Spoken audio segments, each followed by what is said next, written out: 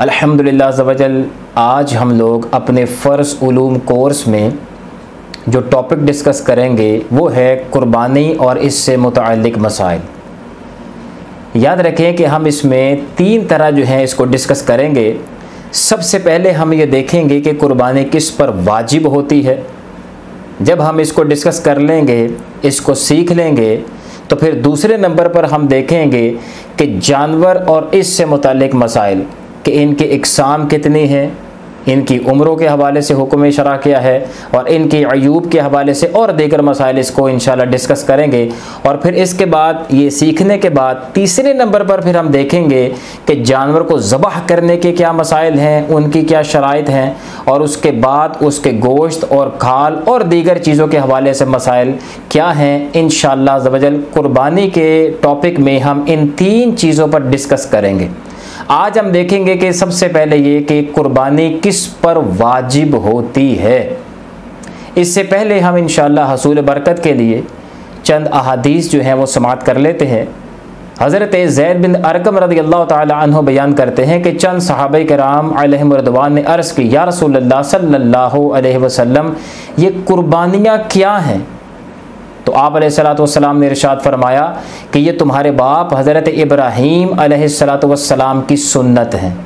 अर्ज़ की, या रसूलल्लाह सल्लल्लाहु अलैहि वसल्लम, इन कुर्बानियों में हमारे लिए क्या है, यानी हमारे लिए क्या सवाब रखा है?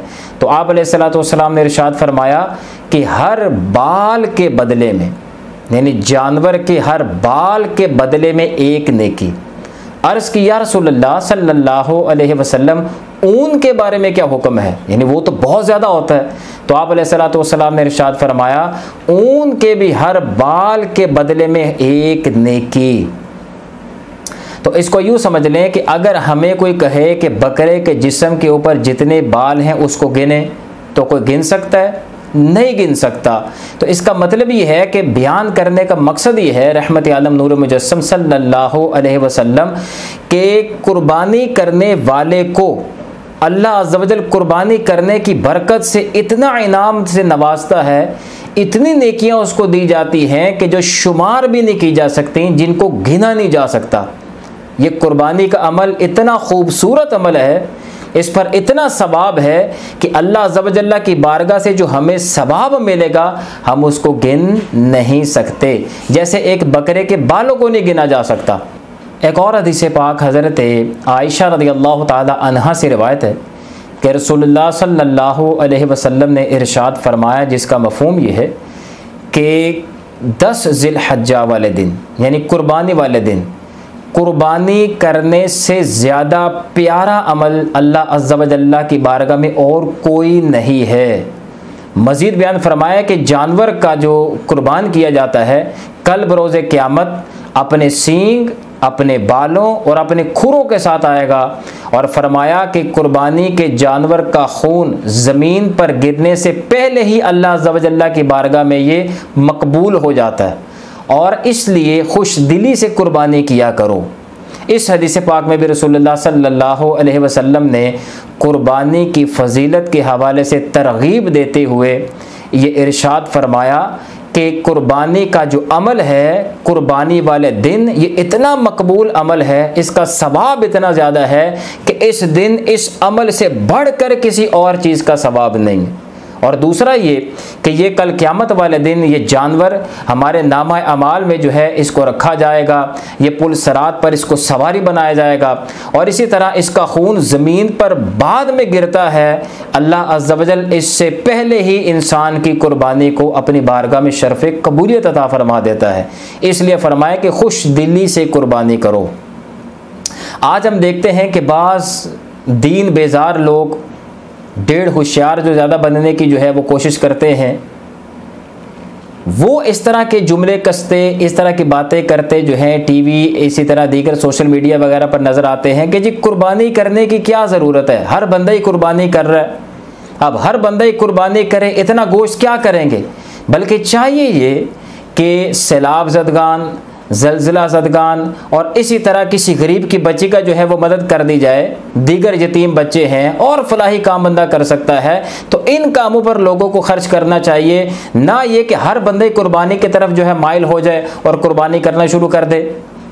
तो सबसे पहले अर्ज़ ये है कि इस तरह की सोच जो कुरान और हदीस से टकराती हो, ये इंतहाई ख़तरनाक सोच है कि एक काम को अल्लाह अज़्ज़ व जल ने करने का हुक्म दिया, उसके नबी अलैहिस्सलाम ने उसके करने का हुक्म इरशाद फरमाया। अब इन अहकामात के आगे हम लोग अपनी इस नाकिस अकल को दौड़ाना शुरू कर दें और ये कहना शुरू कर दें कि भाई इसकी करने की क्या ज़रूरत है, इसको करना चाहिए। तो माज़अल्लाह सुम्मा माज़अल्लाह, ये इतनी ख़तरनाक सोच है कि जो ईमान लेवा साबित हो सकती है। दूसरे नंबर पर देखें कि जब ऐसा शख्स अपने किसी बच्चे की शादी करता है तो सिर्फ लाइटिंग पर ही लाखों रुपया खर्च कर देता है, खाने पर ही लाखों रुपया खर्च कर देता है। तो इस वक्त क्यों नहीं याद आता सैलाब ज़दगान की मदद करना, किसी गरीब की बेटी का निकाह करना, इस मौका पर क्यों नहीं याद आता? इसी तरह कोई और यतीम बच्चे की मदद करना, इस मौका पर क्यों नहीं याद आता? और इसी तरह जब ऐसे अशख़ास अपने चंद दोस्तों के साथ, अहबाब के साथ किसी होटल में जाके खाना खाते हैं तो बाज़ औक़ात एक वक्त का खाना ही हज़ारों रुपए में जो है उसका ख़र्चा आ जाता है।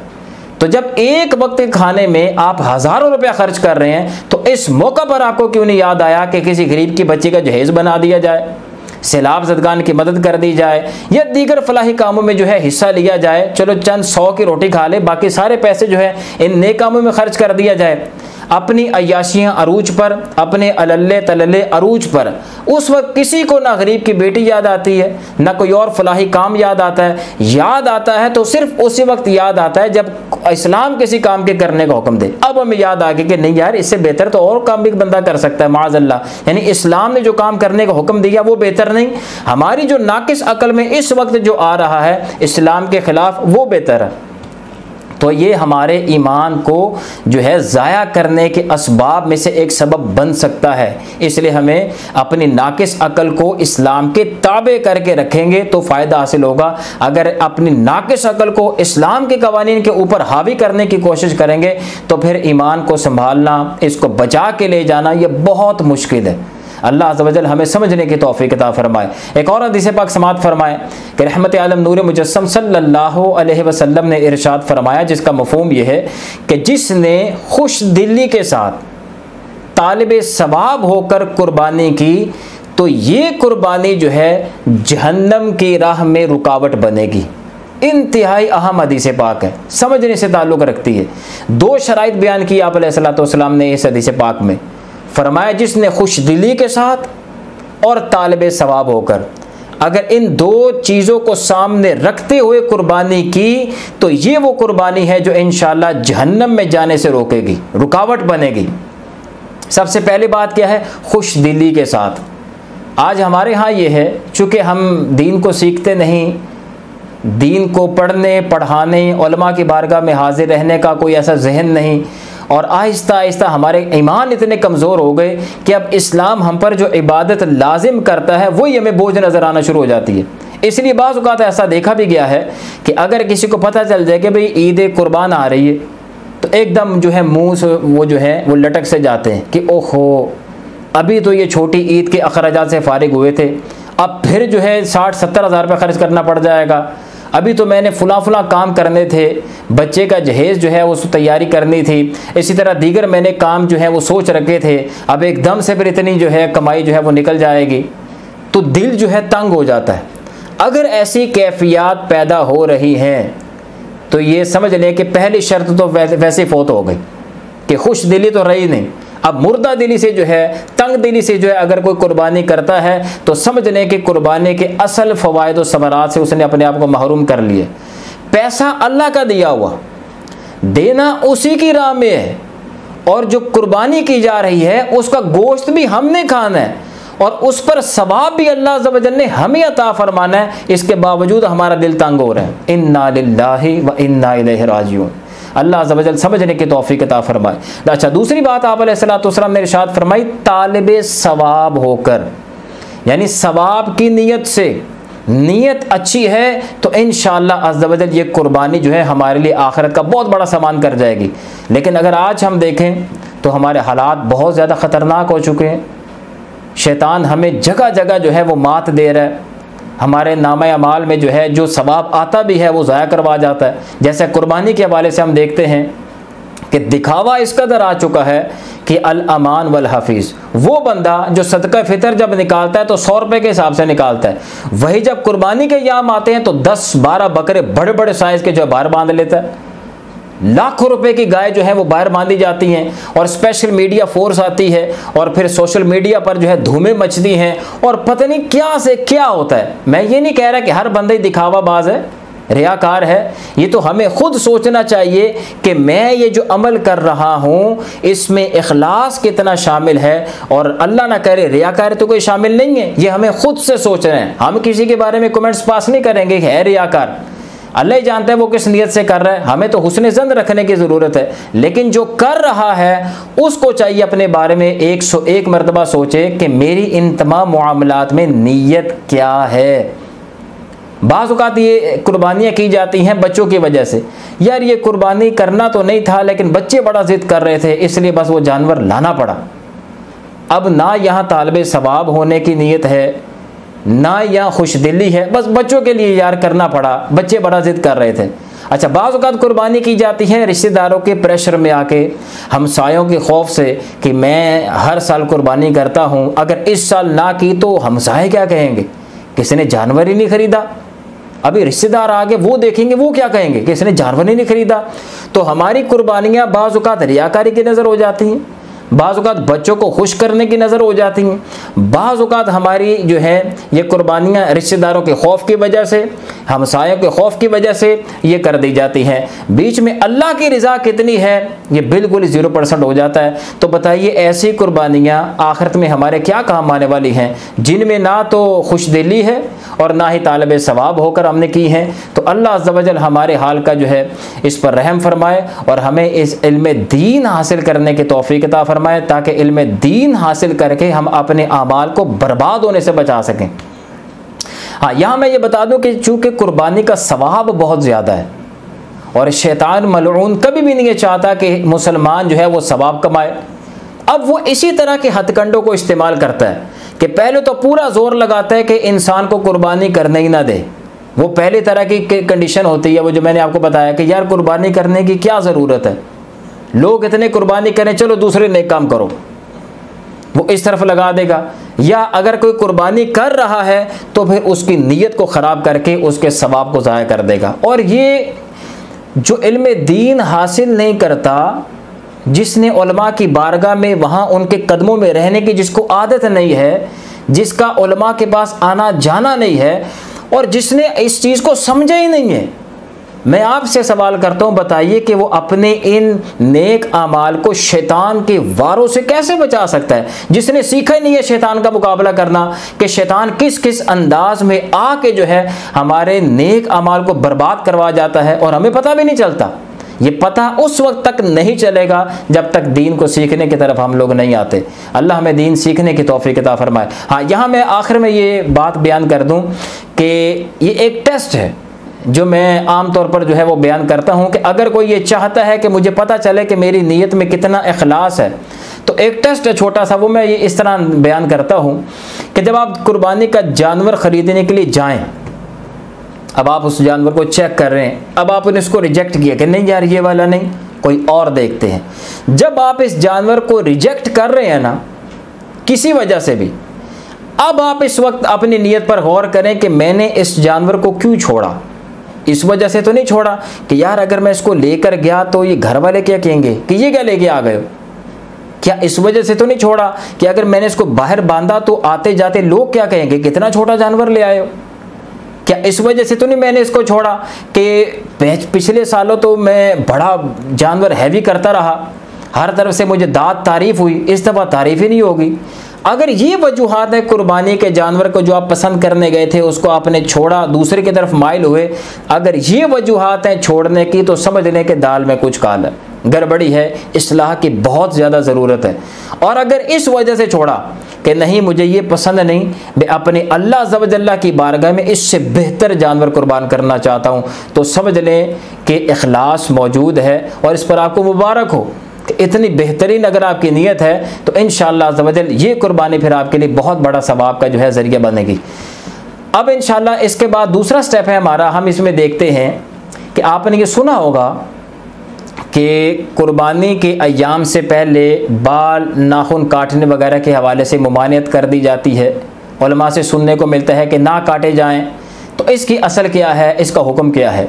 सबसे पहले एक हदीस पाक समात फरमाया कि रसूलुल्लाह सल्लल्लाहु अलैहि वसल्लम ने इरशाद फरमाया, जिसका मफ़हूम ये है कि जो शख्स ज़िलहज्जा का चाँद देख ले और कुर्बानी करने का इरादा हो तो उसको चाहिए कि अपने बाल नाखून वगैरह ना काटे जब तक कुर्बानी नहीं कर लेता।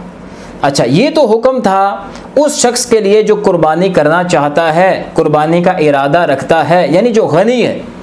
इसी तरह जो फ़कीर हज़रात हैं, शरीयत मुताहरा ने, हमारे आका अलैहिस्सलातु वस्सलाम ने इनको भी महरूम नहीं किया, बल्कि एक हदीस पाक में आता है कि एक शख्स रहमत आलम सल्लल्लाहु अलैहि वसल्लम की बारगाह अक़दस में हाजिर हुआ। अर्ज़ की, या रसूलल्लाह सल्लल्लाहु अलैहि वसल्लम, मेरे पास एक सिर्फ मनीहा है। मनीहा वो जानवर है कि जो किसी ने दिया होता है, चंद दिनों के लिए इसे फ़ायदा हासिल करके फिर उसने वापस ले जाना होता है। तो उसने अर्ज़ की, मेरे पास एक ऐसा जानवर है जो किसी का दिया हुआ है, इसके अलावा मेरे पास कुछ नहीं है और कोई जानवर नहीं है, तो क्या मैं इसी की कुर्बानी कर लूँ? तो आप अलैहिस्सलातु वस्सलाम ने फरमाया, नहीं, ये तो आप ही की आपका जानवर ही नहीं है। तो आप अलैहिस्सलातु वस्सलाम ने उसको फिर बयान फरमाया कि तुम ऐसा करो कि जब ज़िलहज्जा के अय्याम शुरू हो जाएं तो तुम अपने बाल नाखून वगैरह ना काटो।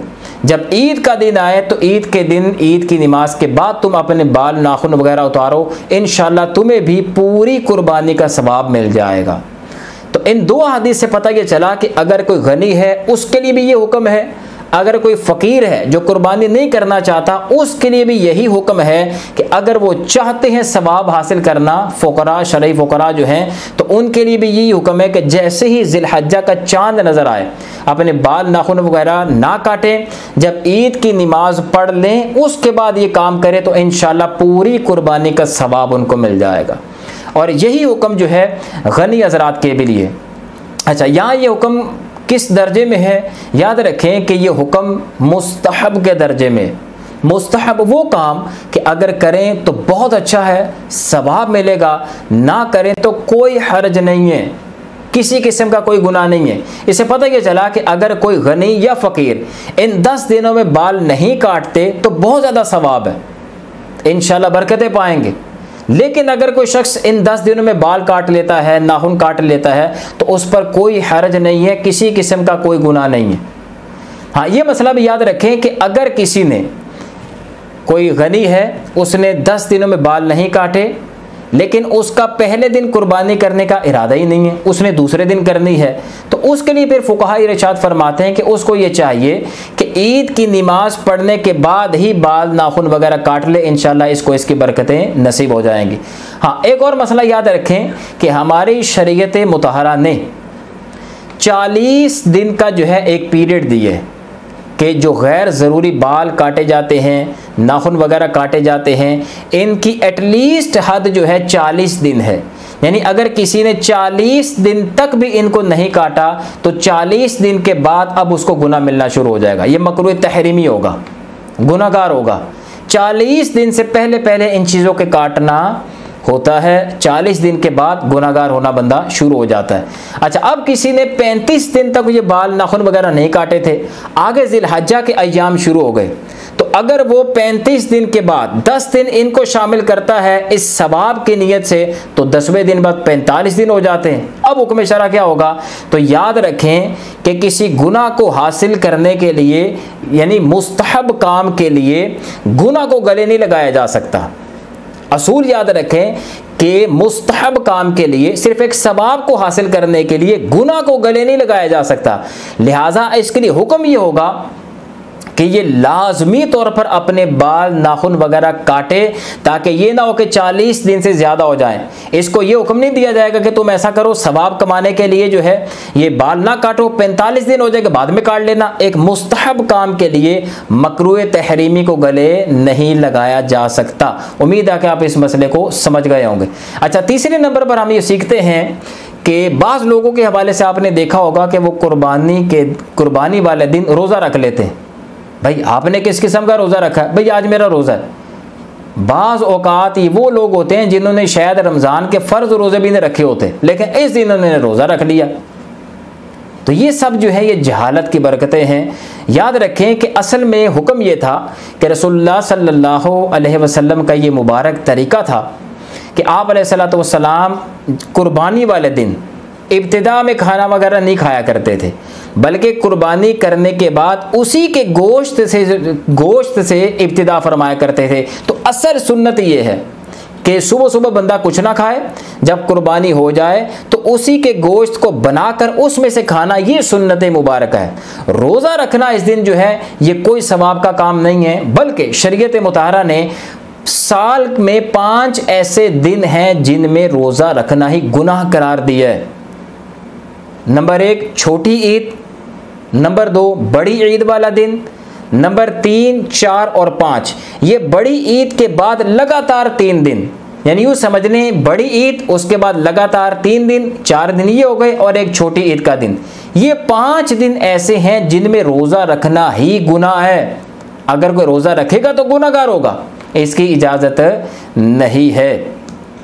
अच्छा, अब आए अगले मसले की तरफ, जो बड़ा अहम मसला है कि कुर्बानी के हवाले से हमारे यहाँ बहुत सी जहालतें पाई जाती हैं। उनमें से चंद एक की निशानदेही करना मकसूद है। देखिए, इस वक्त हमारी हालत जो है वो इतनी ख़राब हो चुकी है कि पहली तो बात यह है कि अगर 100 अफराद हैं तो उन 100 में से सिर्फ 5 लोग नमाज़ पढ़ रहे हैं। अच्छा, वो जो 5 लोग नमाज़ पढ़ रहे हैं उनमें से भी 4 अफराद ऐसे हैं जिनको नमाज वज़ू के मसाइल ही नहीं आते। 1% अफराद ऐसे होंगे जिनको नमाज वज़ू वगैरह के मसाइल आते हैं। उन 5% में से 4% ऐसे अफराद आपको मिलेंगे जिनको नमाज वज़ू वगैरह के मसाइल ही नहीं आते। अब सोचने की बात है कि एक वो काम जो दिन में 5 मरतबा किया जाता है, यानी वज़ू कर ले लें, कमो बेश 5 मरतबा वो काम जो कमो बेश एक दिन में 5 मरतबा किया जाता है, वही मसाइल उम्मत को नहीं आते। एक बड़ी कसीर तादाद को जो नमाज पढ़ रही है, 4% लोग, उनको वो नहीं आते। तो वो काम जो साल में 1 मरतबा करना है, यानी कुर्बानी, उसके मसाइल से नावाकफियत का हाल क्या होगा ये बयान मोहताज नहीं है।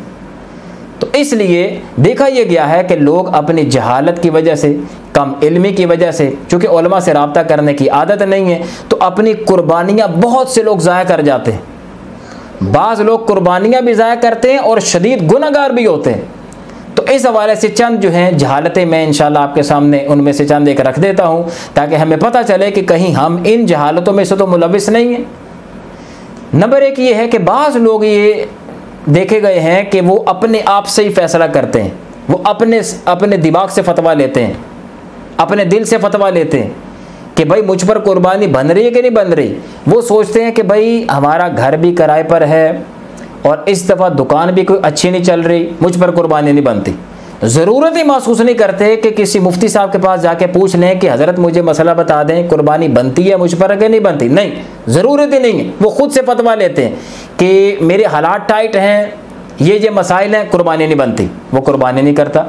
अच्छा, दूसरी तरफ ऐसे अफराद हैं कि जो सिर्फ इस डर की वजह से कि मुझ पर कुर्बानी बनती है, उधार लेकर भी जो है वो कुर्बानी का जानवर ले आते हैं, और हो सकता है उस पर कुर्बानी बन ही ना रही हो, लेकिन जहालत की वजह से वो भी मुफ्ती साहब के पास जाता नहीं पूछने के लिए कि मुझे बता दें। वो सिर्फ इस डर की वजह से कि यार मेरे पास अपना घर भी है, मेरे पास अच्छी सवारी भी है, तो मुझ पर तो कुर्बानी बन रही होगी। तो वो इस वजह से अपनी चंद एक चीज़ों को सामने रखकर अपने आप से ही फतवा ले लेता है और कुर्बानी का जानवर ले आता है। अगरचे पसली है नहीं है, उस पर वाजिब हो रही है नहीं हो रही, इसको उसकी सोचने की ज़रूरत ही नहीं है, पूछने की फिक्र ही नहीं है। सिर्फ वो अपने आप से फतवा लेता है और कुर्बानी का जानवर ले आता है। दोनों तरफ जो है वो गलती है। अच्छा, बाज़ अफराद ऐसे देखे गए हैं कि जो बाप दादा के तरीके पर अमल कर रहे होते हैं, कि बाप क्या करता था, दादा जान क्या करते थे, परदादा जान क्या करते थे। अगर परदादा जान 2 बकरे लाते थे तो अब 2 बकरे ही आ रहे हैं, दादा जान भी 2 बकरे लाते थे, बाप भी 2 बकरे लाता था, हम भी 2 बकरे लेके आएंगे। तो ये अपने बाप दादा को फॉलो कर रहे होते हैं, ये सीखने की कोशिश ही नहीं करते कि भाई 2 बकरे अगर लाते थे तो वजह क्या है, क्या घर में सिर्फ 2 अफराद पर कुर्बानी वाजिब हो रही है। ये हो सकता है कि घर में 2 से ज़ायद अफराद हों जिन पर कुर्बानी वाजिब हो रही है, तो 2 बकरे लाने का माना क्या। और ये भी हो सकता है कि किसी पर घर पे जो है कुर्बानी वाजिब ना हो रही हो, आप 2 बकरे हर वक्त लेके आ रहे हैं, तो सिर्फ एक रस्म को अदा किया जा रहा है। हुक्म शरा को अगर अदा किया जाना होता, मकसूद होता, तो किसी मुफ्ती साहब से रब्ता करते, उनसे पूछते कि हम हर साल ये करते हैं, आप हमें बताएं, हमारी रहनुमाई फरमाएं कि हम पर कितनी कुर्बानियाँ बनती हैं। यहाँ सिर्फ रस्म को जो है वो फॉलो करना मकसूद होता है, ना खुशदिली ना तालिब सवाब। बस दादा जान परदादा जान ऊपर तक क्या करते हैं, बस वही हमने भी करना है रस्मी तौर पर। अल्लाह ताला समझने की तौफीक अता फरमाए। बाज़ अफराद ऐसे होते हैं कि जिनके यहाँ बारियाँ लगी होती हैं कि इस दफ़ा वो फौतशुदा दादा जान के नाम, इस दफ़ा फौतशुदा दादी जान के नाम, इस दफ़ा अबा जान के नाम, इस दफ़ा अम्मी जान के नाम। अच्छा, ये सोचते ही नहीं कि भाई पहले देखे तो सही कुर्बानी बन किस पे रही है। जिस पर कुर्बानी बनेगी पहले वो अपनी तरफ से कुर्बानी करता है, अपनी तरफ से करने के बाद वो चाहे पूरी दुनिया की तरफ से करता रहे। लेकिन यहाँ ऐसा नहीं है, यहाँ बारी है। और इसको बहुत बड़ा सवाब समझा जाता है कि जिस पर कुर्बानी फ़र्ज हो रही है वो अपनी तरफ से नहीं करता, वो कहता है कि जी मैं अपनी वालिदा की तरफ से कर रहा हूँ, मैं अपने वालिद साहब की तरफ से कर रहा हूँ, मैं फ़लाँ बुज़ुर्ग की तरफ से कर रहा हूँ। भाई बहुत अच्छी बात है, आप जिसकी मर्ज़ी तरफ से करें, लेकिन अगर आप पर वाजिब हो रही है तो आप पहले अपने वाजिब तो अदा करें। ये तो ऐसा ही है कि एक बंदे के घर पे आग लगी है, वो अपने घर की आग नहीं बुझाता, वो दूसरे के घरों में पानी फेंक रहा है। तो भाईजान पहले आप अपना घर बचाएं, पहले आप अपने आप को बचाएं। आपके गले में शरीयत का फंदा है, पहले आप इससे तो बचें। आप अपना वाजिब अदा कर नहीं रहे, पूरी दुनिया की तरफ से जो है आपने ठेका ले लिए। अगर आप अपना वाजिब अदा नहीं करते और पूरी दुनिया की तरफ से कुर्बानी कर देते हैं तो आप तो फिर भी गुनाहगार हैं, आप तो फिर भी कल बरोज़े क़यामत जो है पकड़े जाएंगे। तो इसलिए समझने की ज़रूरत है कि पहले अपना वाजिब अदा करें और ये पूछे मुफ्ती साहब से जाकर कि मुझ पर बनती है कि नहीं बनती, उसके बाद जिसकी तरफ से चाहे करते रहें। अच्छा, बाज़ अफराद ऐसे होते हैं कि जिन्होंने ये तरीका अपना रखा है कि घर पे एक जानवर ले आते और सारे घर वालों की तरफ से कर देते हैं, लो जी कुर्बानी होगी। उन्होंने कुर्बानी को समझा ये है कि एक जानवर घर लाना और सब की तरफ से कुर्बानी कर देना, जबकि मसला ये है कि एक बकरा जो है वो सिर्फ एक शख्स की तरफ से ही अदा हो सकता है। अगर उस एक बकरे के अंदर दूसरा शख्स ऐड हो गया तो किसी की भी कुर्बानी नहीं होगी, क्योंकि एक बकरे में एक ही हिस्सा होता है, 2 या 1.5 हिस्सा नहीं होता उसमें। अगर एक से ज़ायद हिस्से उसमें शामिल हो गए तो किसी की भी कुर्बानी नहीं हुई। और बाज़ लोग इस तरह कुर्बानी अपने ज़ाय कर रहे हैं। तो ये तो तवील लिस्ट है, मैंने चंद एक की निशानदेही कर दी है कि इस तरह जहालतों की वजह से हम लोग कुर्बानियाँ करके भी, पैसे लगा के भी अल्लाह अज़्ज़ व जल की नाराज़गी मोल ले रहे हैं। अल्लाह ताला हमें दीन को समझने की तौफीक अता फरमाए। अब आए असल मसले की तरफ कि कुर्बानी करना किस पर वाजिब है। तो याद रखें, इंतहाई अहम नुक्ता है, इसको आप अच्छी तरह सुन लें कि शरीयत मुतहरा ने 5 शराइत बयान की हैं। जिस बंदे के अंदर ये शराइत जमा हो गई उस पर कुर्बानी करना वाजिब हो जाएगा। वो कोई भी हो, मर्द हो या औरत हो, कमाता हो या ना कमाता हो, तंदुरुस्त हो, बीमार हो, स्टूडेंट हो या बिल्कुल ही आवारा हो, अपने घर में रहता हो या किराए के घर पे रहता हो, कोई भी हो, जिस बंदे के अंदर ये शराइत जमा हो गई उस पर कुर्बानी करना वाजिब हो जाएगा। और अगर किसी के अंदर इन शराइत में से एक शर्त भी ना पाई गई तो उस पर कुर्बानी वाजिब नहीं होगी। सबसे पहला ये नुक्ता।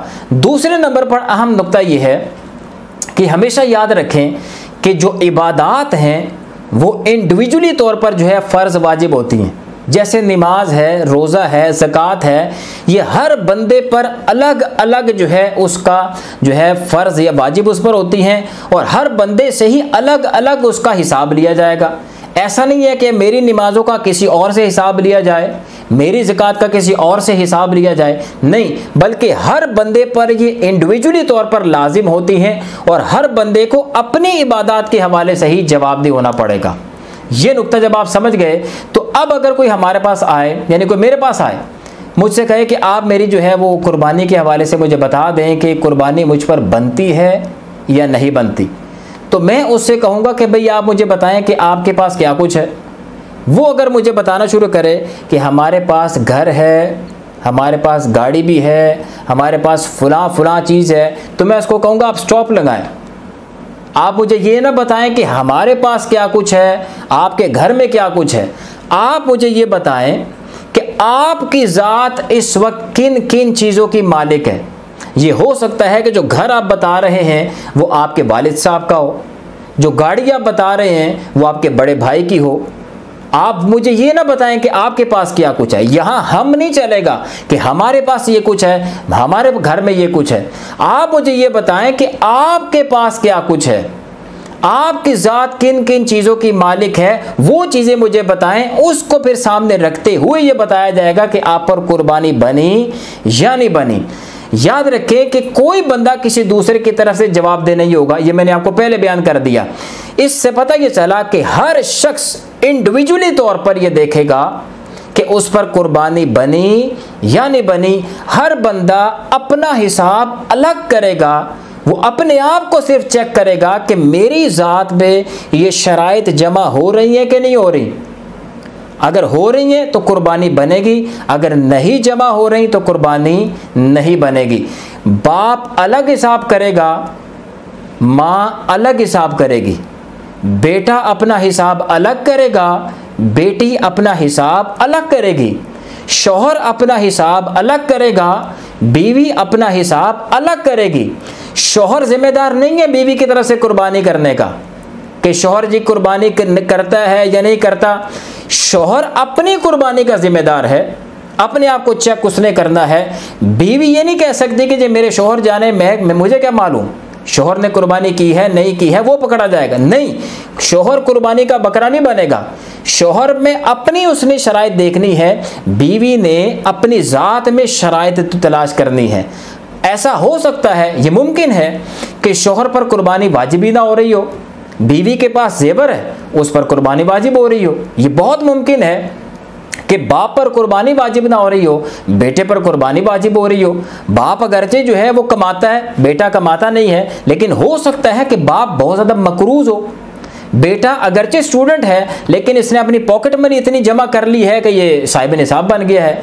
तो हर बंदे को ये जो मैं अभी अब शराइत बयान करूंगा उनको सामने रखते हुए हर बंदे को खुद का हिसाब करना है कि आया मेरे अंदर ये शराइत जमा हो रही हैं कि नहीं हो रही। अगर जमा है तो कुर्बानी वाजिब होगी, अगर जमा नहीं हो रही तो कुर्बानी वाजिब नहीं होगी। उम्मीद है कि आप इस मसले को समझ गए होंगे। हाँ, यहाँ एक बस ये मसला भी याद रखें कि बाज़ इबादात जो हैं वो बदनी होती हैं, जैसे नमाज, रोज़ा वगैरह।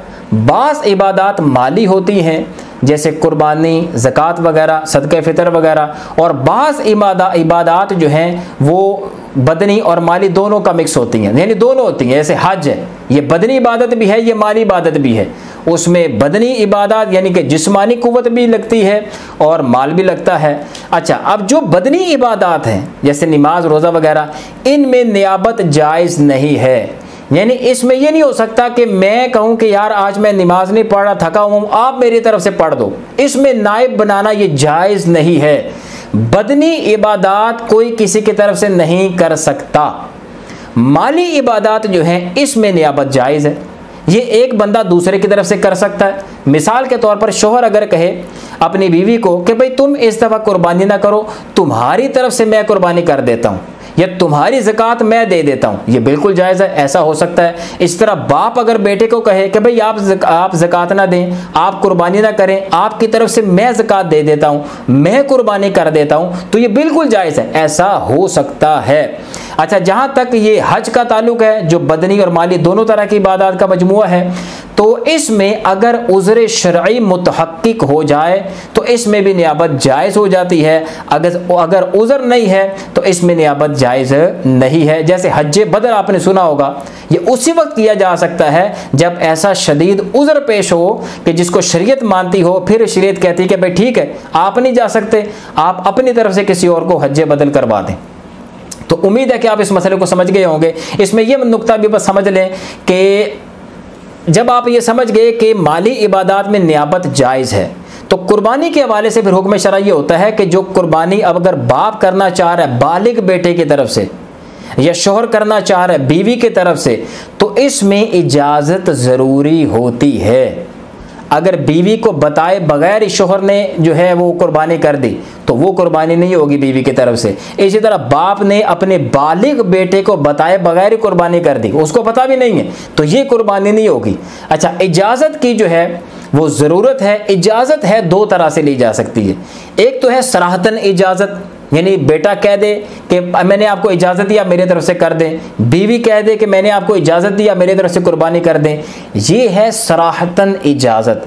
एक है दलालतन इजाज़त, यानी कि या घर पे ये पेट बात है, ये अंडरस्टूड बात है कि बाप ही हर दफ़ा बेटों की तरफ से करता है। बेटों को कन्फर्म है, ये बेटे जानते हैं कि बेटों ने इख्तियार बाप को दिया हुआ है कि हर साल बाप ही बेटों की तरफ से करता है, या हर साल शोहर ही बीवी की तरफ से करता है, ये हर फर्द घर में जानता है। तो अब ये इजाज़त हर मरतबा सराहतन लेने की इजाज़त नहीं है, ये बल्कि अंडरस्टूड बात है कि अगर बाप कर देगा तो इन बेटों की तरफ से भी हो जाएगी, क्योंकि यहाँ घर पर हमारा ये माहौल ही ये चल रहा है। हर बंदे को पता है कि बाप करता है और बेटों की इजाज़त पहले से दी गई है, लिहाजा हर साल इजाज़त को रिन्यू करने की नहीं है। इस तरह के माहौल में अगर कोई कुर्बानी कर देता है और उसने अब नए सिरे से इजाज़त नहीं ली तो कोई अर्ज़ नहीं, इनकी कुर्बानी हो जाएगी। अब आए इस मसले की तरफ, वो कौन कौन सी शराइत हैं जिसकी वजह से किसी शख्स पर कुर्बानी वाजिब हो जाती है। ये इंतहाई अहम मसला है, मैं शराइत बयान करने लगा हूँ। हर बंदा इसको अपने आप पर जो है वो अप्लाई करके देखे कि क्या आया मुझ में ये शराइत पाई जा रही हैं कि नहीं। अगर ये मुझ में शराइत जमा हो जाती हैं तो कुर्बानी वाजिब होगी, और अगर ये शराइत जमा नहीं होती, एक शर्त भी नहीं पाई जाती, तो कुर्बानी वाजिब नहीं होगी। सबसे पहली शर्त जो है वो है मुसलमान होना। कुफ़ार पर कुर्बानी वाजिब नहीं होती, लिहाजा अगर कोई मुसलमान है तो उस पर कुर्बानी वाजिब होगी।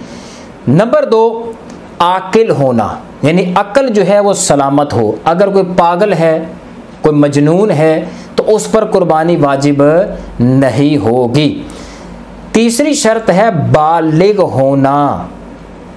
नाबालिग पर यानी छोटे बच्चे पर कुर्बानी वाजिब नहीं होती। ये ज़रा समझने से ताल्लुक़ रखता है कि बच्चा बालिग कब होता है। हमें तो यही पता नहीं, हमें तो अपना भी ये मालूम नहीं था कि हम बालिग कब हुए। याद रखें कि जब तक नाबालिग कोई है उस पर जो है नमाज, ज़कात, रोज़ा वगैरह इबादत फ़र्ज़ नहीं होती, वो मुकल्लफ़ नहीं है।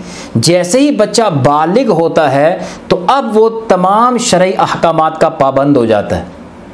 इसलिए ज़रूरी है कि हमें ये पता हो कि बच्चा बालिग कब होता है, या हम बालिग कब हुए थे, या हमारे बच्चे बालिग कब होंगे, ताकि उनके सही तौर पर जो है हम रहनुमाई कर सकें। याद रखें, लड़का जो है ये 12 साल से लेकर 15 साल के दरमियान इस अरसे में ये बालिग होता है। अगर लड़का 12 साल से लेकर 15 साल के दरमियान अगर बालिग होने की इलामात शो हो जाती हैं तो ये बालिग हो जाएगा। अगर 12 साल से लेकर 15 साल के दरमियान कोई बालिग होने की अलामत ज़ाहिर नहीं हुई तो 15 साल का होते ही शरीयत मुतहरा इसको बालिग करार दे देगी। 15 साल के बाद ये नाबालिग रह नहीं सकता और 12 साल से पहले ये बालिग हो नहीं सकता। अच्छा, वो क्या इलामात हैं कि जिसकी वजह से ये फ़ौरन बालिग हो जाएगा? तो याद रखें कि 12 साल के बाद, 15 साल से पहले अगर इसको जागते में इंजाल हो जाए, यानी डिस्चार्जिंग हो जाए, या सोते में एहतिलाम हो जाए, तो ये वो इलामात हैं कि जैसे ही इसको एहतिलाम हुआ या इंजाल हुआ, ये फ़ौरन बालिग हो जाएगा। अगर 15 साल तक ये इलामात शो नहीं हुई तो 15 साल के बाद शरीयत इसको बालिग डिक्लेयर कर देगी। और लड़की के हवाले से याद रखें कि लड़की जो है ये 9 साल से लेकर 15 साल के दरमियान बालिगा होती है।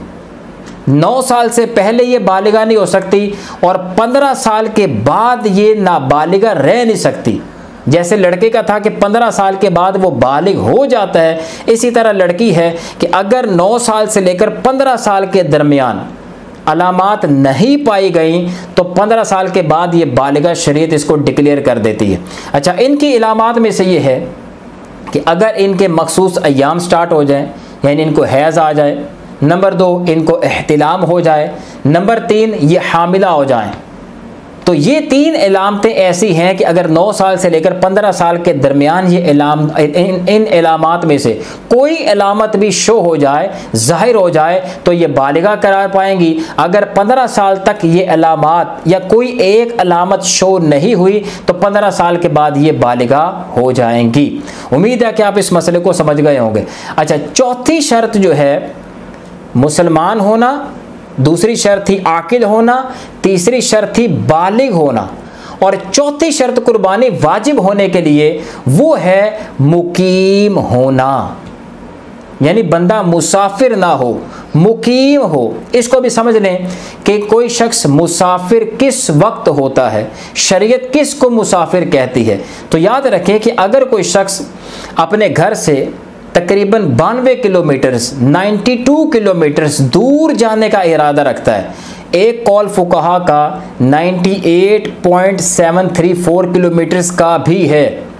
जैसे हमारे यहाँ अगर आप मुफ्ती मुनीबर रहमान साहब से फतवा पूछें तो उनकी किताबों में जैसे तफ़हीमुल मसाइल है, इसी तरह अल्लामा सईदी साहब ने तहकीक करके जो सामने मुसाफत रखी है वो 98.734 किलोमीटर्स है।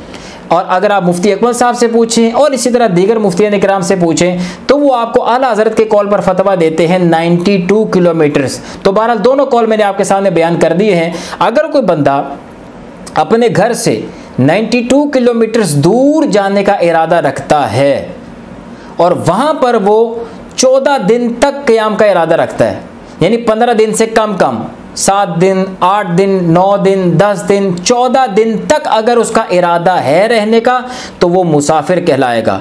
अगर वहाँ 15 दिन या उससे ज़ायद रहने का इरादा है तो अब वो मुसाफिर नहीं है बल्कि वहाँ पहुँचकर वो मुकीम हो जाएगा। मैं मिसाल के ज़रिए अगर आपको इसको समझाऊँ तो एक शख्स लाहौर से जो है वो ट्रैवल करता है, इस्लामाबाद पहुँचता है। ज़ाहिर है ये 92 किलोमीटर से दूर है। वहाँ वो किसी अपने जॉब के सिलसिले में जाता है, वहाँ वो हफ्ता रहता है, हफ्ते के बाद वो छुट्टी के दिन जो है घर आ जाता है, 1-2 दिन यहाँ रहता है, फिर वो वहाँ पहुँच जाता है, फिर हफ्ता वहाँ गुजारता है और वापस आ जाता है। अच्छा, अब इसके बारे में हुक्म शरा क्या होगा? अगर ईद के अय्याम आए और ये बंदा इस्लामाबाद में था, पहली शर्त यह है कि 92 किलोमीटर से दूर, ये दूर है और वहाँ उसने 14 दिन से कम क़याम करना है, हफ्ता रहता है, तो ज़ाहिर है कि वहाँ वो मुकीम नहीं होगा, मुसाफिर होगा। अगर ईद के अय्याम आ गए और वो इस्लामाबाद में था कि अभी इसका हफ्ता पूरा नहीं हुआ, इस्लामाबाद में है, तो चूँकि वहाँ पे वो मुसाफिर है इस पर कुर्बानी वाजिब नहीं होगी। और अगर ऐसा था कि ये वहाँ गया इस्लामाबाद और इसका इरादा है 20 दिन रहने का, तो जाहिर है कि अगरचे ये 92 किलोमीटर से दूर है लेकिन चूँकि 15 दिन से ज़्यादा रहने का इरादा है लिहाजा ये वहाँ मुकीम हो जाएगा। अगर दीगर शराइत पाई गई तो इस पर कुर्बानी वहाँ भी वाजिब हो जाएगी।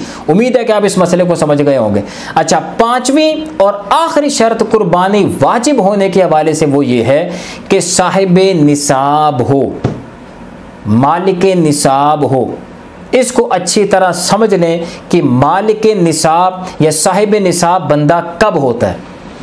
याद रखें कि शरीयत मुतहरा ने इस हवाले से हमारे सामने एक मेयार रखा है शरीयत ये फरमाती है कि या तो 7.5 तोला सोना या 52.5 तोला चांदी, ये मयार है। इन दो मयार में से जो मयार भी आप जिसको पहुंच जाते हैं आप साहिब निसाब हो जाएंगे।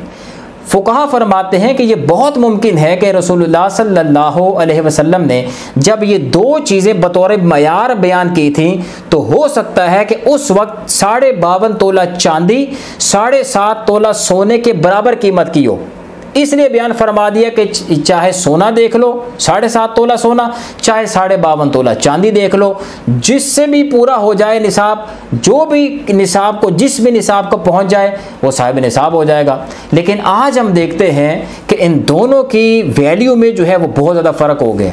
सोना बहुत ज़्यादा महंगा हो गया और चांदी जो है उस हिसाब से सस्ती है। लिहाजा आज जो है वो चांदी को मयार बनाएंगे, सोने को छोड़ देंगे, क्योंकि सोना तो बहुत ज़्यादा महंगा हो गया। चांदी का मयार ये जल्द पूरा हो जाता है, लिहाजा जो मयार जल्द पूरा होगा उसी को मयार बना लिया जाएगा।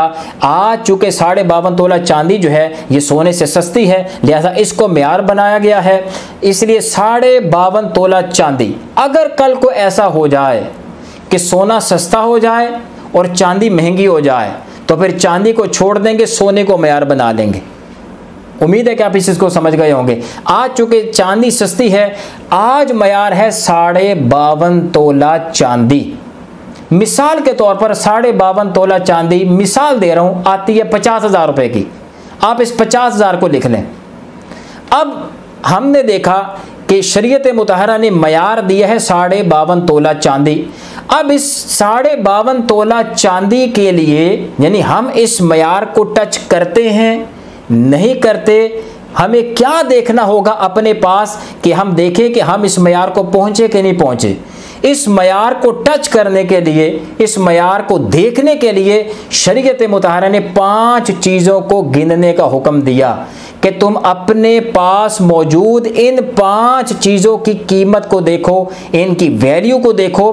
अगर कोई एक चीज़ भी इसको टच कर जाती है, किसी एक चीज़ की वैल्यू भी 52.5 तोला चांदी को टच कर जाती है तो आप साहिब निसाब हैं। अगर एक चीज़ टच नहीं करती तो अब आप देखें कि इन 5 की वैल्यू को जमा करें। अगर ये जमा होकर 52.5 तोला चांदी के मयार को पहुंच जाते हैं तब भी हम साहिब निसाब हो जाएंगे। अब वो 5 चीज़ें कौन कौन सी हैं इनको अच्छी तरह याद रख लें। नंबर 1 सोना, नंबर 2 चांदी, नंबर 3 कैश, प्राइस बॉन्ड की सूरत में हो या कैश की सूरत में हो, पास रखा हो या बैंक में रखा हो, कैश। नंबर 4 है माले तिजारत, यानी ऐसी चीज़ कि जिसका बंदा कारोबार करता है। मिसाल के तौर पर अगर किसी बंदे की गाड़ियों का शोरूम है, वो गाड़ियां सेल करता है, तो जितनी उसके शोरूम में कार्स बेचने के लिए अवेलेबल हैं वो सब का सब उसका माले तिजारत है। वो सब इसमें जमा करके देखेगा कि 52.5 तोला चांदी को पहुँचा कि नहीं पहुँचा। चौथा है माले तिजारत। 5वां और इंतहाई अहम जो है वो है हाजत असलिया से ज़ायद जितनी भी अशिया इसकी मलकियत में हैं उन सब की वैल्यू को टोटल करके देखा जाएगा कि ये 52.5 तोला चांदी को पहुंचा कि नहीं पहुंचा। इस चीज़ को समझ लें, हाजत असलिया से ज़ायद। हाजत असलिया से मुराद वो अशिया हैं कि जिनके बग़ैर ज़िंदगी गुजारना बहुत मुश्किल हो जाए, ज़िंदगी बहुत तंग हो जाए, ऐसी तमाम अशिया हाजत असलिया में शुमार होती हैं। और जो अशिया हाजत असलिया में शुमार होती हैं वो इस चीज़ से मुस्तस्ना होती हैं, यानी उनको हम शामिल नहीं करते निसाब पूरा करने के लिए। अब हाजत असलिया में से कौन कौन सी चीज़ें आती हैं? मिसाल के तौर पर रहने का घर, यानी जिसमें हम रहते हैं, वो घर हमारी हाजत असलिया में से है। अब ये घर चाहे कितना ही कीमती हो, ये हम अपने निसाब तक पहुंचने के लिए इसको काउंट नहीं करेंगे, ये इससे बाहर रहेगा। इसी तरह सर्दियों गर्मियों में पहनने के कपड़े कितने ही कीमती हों, ये भी हम निसाब को चेक करने के लिए उसमें शामिल नहीं करेंगे, क्योंकि ये भी हमारे हाजत असलिया में से हैं, ये भी इससे मुस्तस्ना होंगी। इसी तरह सवारी, किसी के पास 1 करोड़ की कार है, वो उसकी सवारी है, वो ये उसकी हाजत असलिया में से है, लिहाजा ये भी निसाब को चेक करने के लिए शामिल नहीं होगी, ये भी इससे मुस्तस्ना है, हमारी हाजत असलिया में से है। इसी तरह मोबाइल है, फ्रिज है, एसी है, फ्रीज़र है, और इस तरह के घर पे जिस तरह हमारे ये बर्तन वगैरह होते हैं जिनमें खाना पीना होता है, वो तमाम चीज़ें जिनके बग़ैर ज़िंदगी गुजारना बहुत मुश्किल हो जाए, वो तमाम की तमाम हमारे हाजतें असलिया में से होती हैं। इनको जो है ये निसाब पूरा करने के लिए चेक नहीं किया जाता, ये मुस्तसना होती है, इनको छोड़ दें। इनके अलावा जितना सामान हमारे पास हाजत असलिया से ज़ायद मौजूद है, वो सब की वैल्यू जो है काउंट की जाएगी। मिसाल के तौर पर अगर किसी के पास खेल कूद का सामान पड़ा हुआ है, एक्सरसाइज मशीनें पड़ी हुई हैं, इसी तरह कंप्यूटर पड़ा हुआ है जिसमें फ़कत वो जो है वो गेमें वगैरह खेलता है और बस इधर उधर की करके वो छोड़ देता है, तो ये कंप्यूटर भी हाजत ही असलिया से ज़ायद होगा। हाँ, अगर कंप्यूटर उसके जो है तालीम के लिए इस्तेमाल होता है या उस पर वो फ़कत दीनी प्रोग्राम्स देखता है जैसे टीवी वगैरह है, तो ये उसकी हाजत असलिया में शुमार हो जाएगा। लेकिन अगर वो टीवी पर फ़कत वो है कार्टून ड्रामे वगैरह देखता है, तो अब ये हाजत असलिया में से नहीं होगा, ये हाजत असलिया से ज़ायद होगा। इसी तरह ख़वातीन के पास ये मेकअप का जितना सामान होता है, आर्टिफिशियल ज्वेलरी जितनी होती है, नावल्स होते हैं, डाइजेस्ट होते हैं, और इसी तरह बीसियों चीज़ें, डेकोरेशन पीसेस होती हैं, सीनरीज लगी होती हैं, ये जितनी भी अशिया हैं जो हाजत असलिया से ज़ायद हैं, हर बंदा देखेगा कि मैं इस वक्त किन किन चीज़ों का मालिक हूँ, मेरी मलकियत में जितनी भी चीज़ें हाजत असलिया से ज़ायद हैं उनकी सब की मौजूदा मार्केट वैल्यू। मिसाल के तौर पर किसी के पास एक्सरसाइज मशीन है, इस वक्त उसकी वैल्यू 10,000 रुपये है, तो वो 10,000 उसको शामिल करेगा। तो जितनी भी हाजत असलिया से ज़ायद अशिया हैं उनकी मौजूदा मार्केट वैल्यू देखेगा, उन सब को टोटल करेगा और इन पहली 4 चीज़ों के साथ मिला कर देखेगा कि 52.5 तोला चांदी को पहुंचा कि नहीं पहुंचा। अगर पहुंच गया तो साहिब निसाब है, नहीं पहुंचा तो साहिब निसाब नहीं है। आखिरी चीज़ इसमें याद रखें कि ये 5 चीज़ें जब हमने चेक की, सोना, चांदी, कैश, माल तिजारत और हाजत असलिया से ज़ायद सामान, ये 5 चीज़ें जब हमने जमा की तो एक छठी चीज़ इस पे इफ़ेक्ट जो करती है वो है कर्ज, जिसको चेक करना ज़रूरी है। मिसाल के तौर पर अगर मैं एक मिसाल के ज़रिए अगर आपको समझाऊं, एक बंदे के पास या एक औरत ले लेते हैं, एक औरत के पास जो है सिर्फ 1 तोला सोना है, चांदी उसके पास कोई नहीं है। 1 तोला सोना जो है मिसाल के तौर पर 60,000 रुपये का आता है, तो उसने 60,000 रुपये लिख लिया। चांदी उसके पास कोई नहीं, कैश उसके पास 10,000 रुपये है, 10,000 लिख लिया। माल तिजारत उसके पास कोई नहीं, वो कौन सी तिजारत करती है, हाजत असलिया से ज़ायद सामान जब उसने अपना देखा तो उसके पास 10,000 ये निकला। 60,000 सोना, 10,000 कैश, 10,000 हाजत असलिया से ज़ायद सामान, 60, 70, 80,000 रुपये समझ लें टोटल इसके पास अमाउंट बन गई। अब हमने निसाब जो देखा था वो 52.5 तोला चांदी, मिसाल के तौर पर 50,000 रुपया, जिसके पास 50,000 रुपया हो तो वो जो है साहिब निसाब होगा। इसके पास है 80,000 रुपया, ये साहिब निसाब हो गई। लेकिन अब हम देखेंगे कि क्या इसके ऊपर कर्ज तो नहीं है, क्या इसने किसी से कोई उधार सामान तो नहीं खरीदा हुआ जिसके भी पैसे देने बाकी हैं, या इसने किसी से कर्ज तो नहीं लिया हुआ जिसको अभी देना बाकी है। तो अब ये देखेंगे, पता ये चला कि इसके ऊपर 40,000 रुपया कर्ज है जो इसने किसी से लिया हुआ है, इसको इसने वापस करना है। तो इस 80,000 रुपये में से इस 40,000 को लेस कर देंगे और बाकी बचा 40,000 रुपया। म्यार था 50,000 रुपया 52.5 तोला चांदी का, जो मिसाल हमने दी थी। तो चूंकि इसके पास 40,000 निसाब बना, इस पर कुर्बानी वाजिब नहीं होगी। और अगर इस पर कर्ज ना होता तो इसका निसाब बना था, जो टोटल वैल्यू इसकी बनी थी वो 80,000 रुपये बनी थी, इस पर कुर्बानी वाजिब हो जाती। उम्मीद है कि आप इस एक मिसाल से इस चीज़ को समझ गए होंगे। अब हम हर एक को चाहिए कि हम अपना एहतिसाब करें, मुसलमान है, आकिल है, बालिग है, इसी तरह मुकीम है और क्या साहिब निसाब है। अगर तो ये 5 शराइत उसमें जमा हो जाती हैं, उस पर कुर्बानी वाजिब हो जाएगी। और अगर इस 5 शराइत में से कोई एक शर्त भी ना पाई गई, उस पर कुर्बानी वाजिब नहीं होगी। आखिर में ये मसला याद रख लें वक्त के हवाले से कि जैसा कि हम जानते हैं कि ज़कात के लिए 1 साल का गुजरना शर्त है, लेकिन कुर्बानी में ऐसा नहीं है। कुर्बानी में ऐसा है कि जो कुर्बानी के अय्याम हैं इन कुर्बानी के अय्याम में अगर ये पांचों शराइत किसी में जमा हो जाती हैं तो उस पर कुर्बानी वाजिब हो जाएगी। अब कुर्बानी के अय्याम कौन से हैं? 10 ज़िलहज्जा यानी जो ईद का दिन है, सुबह फजर के वक्त से लेकर, जैसे ही फजर का वक्त स्टार्ट होता है 10 ज़िलहज्जा को तुलुए फजर से लेकर 10, 11, 12 ज़िलहज्जा के गुरूबे आफताब तक, यानी जब मगरिब का वक्त स्टार्ट हो उससे पहले तक 3 दिन और 2 रातें, ये वक्त जो है कुर्बानी करने के औकात कहलाते हैं। अय्याम कुर्बानी है ये 3 दिन और 2 रातें। इन 3 दिनों और 2 रातों में जब भी किसी के पास ये 5 शराइत किसी में जमा हो गई उस पर कुर्बानी फ़ौरन वाजिब हो जाएगी। मिसाल के तौर पर इससे पता क्या चला कि अगर कोई बंदा सारा साल गनी रहा, साहिब निसाब था, लेकिन कुर्बानी के इन 3 दिनों में आके वो फ़कीर हो गया, कुर्बानी वाजिब नहीं होगी। इसी तरह कोई बंदा सारा साल फ़कीर रहा लेकिन कुर्बानी के इन 3 दिनों में आके वो साहिब निसाब हो गया, किसी की तरफ से उसको पैसे आ गए, तो इस पर कुर्बानी, दीगर शराइत भी अगर पाई गई हैं तो इस पर कुर्बानी वाजिब हो जाएगी।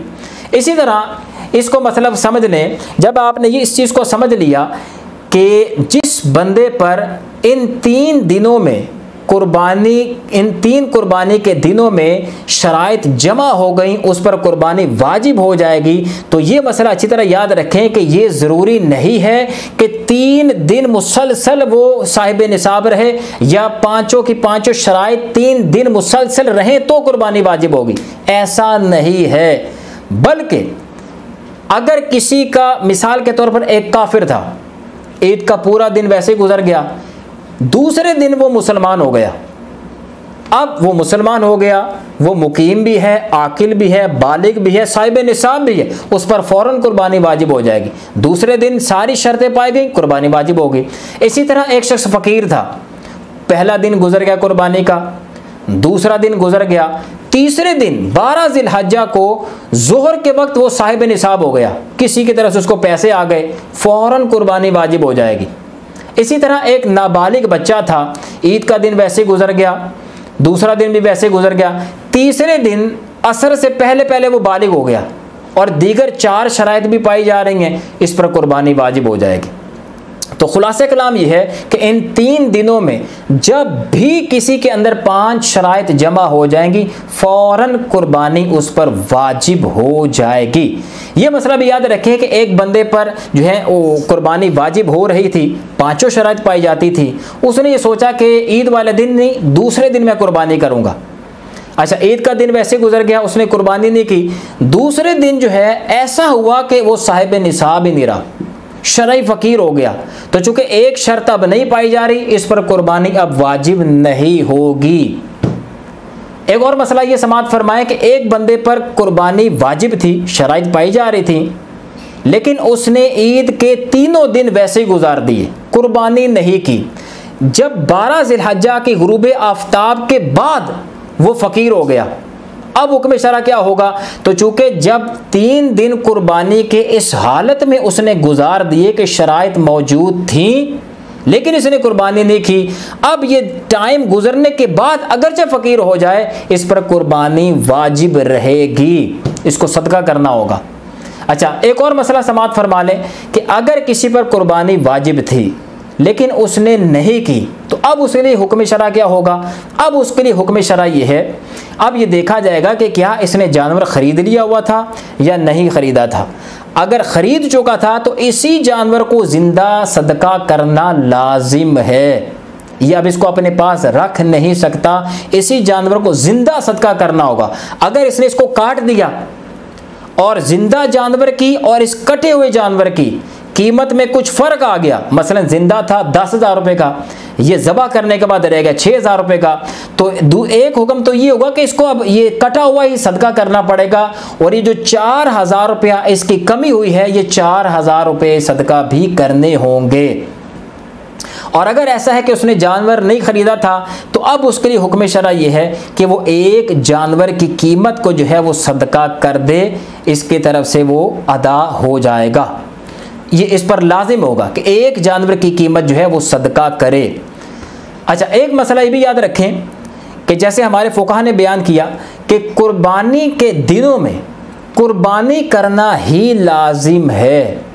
ये नहीं हो सकता कि कोई बंदा कहे कि भाई कुर्बानी की बजाय मैं ऐसा करता हूँ, जिंदा जानवर ही सदका कर देता हूँ। अभी कुर्बानी के अय्याम चल रहे हैं, जिंदा जानवर ही सदका कर दे, ये नहीं हो सकता। उसको ज़बह करना ही, कुर्बान करना ही ज़रूरी है। अगर कोई बंदा कहे कि कुर्बानी की बजाय मैं पैसे अल्लाह के राह में सदका कर देता हूँ, ये नहीं हो सकता, बल्कि जानवर की कुर्बानी करना ही उस पर ज़रूरी है। तो अल्हम्दुलिल्लाह अज़्ज़ा वजल कुर्बानी के हवाले से पहले जो हमारा पॉइंट था कि कुर्बानी किस पर वाजिब होती है, उस हवाले से थोड़े बहुत चंद मसाइल मैंने आपके सामने डिस्कस किए हैं। अब रह गया कि जानवर के हवाले से क्या मसाइल हैं, या इसी तरह ज़बह के हवाले से, तीसरा पॉइंट ज़बह के हवाले से और उसके बाद के हवाले से क्या मसाइल हैं। इंशाअल्लाह हम इसको बाद में डिस्कस करेंगे। अल्लाह ताला से दुआ है कि अल्लाह ताला हमें इल्म दीन सीखने, इस पर अमल करने, इसको आगे पहुँचाने की तौफीक अता फरमाए। आमीन बिजाहि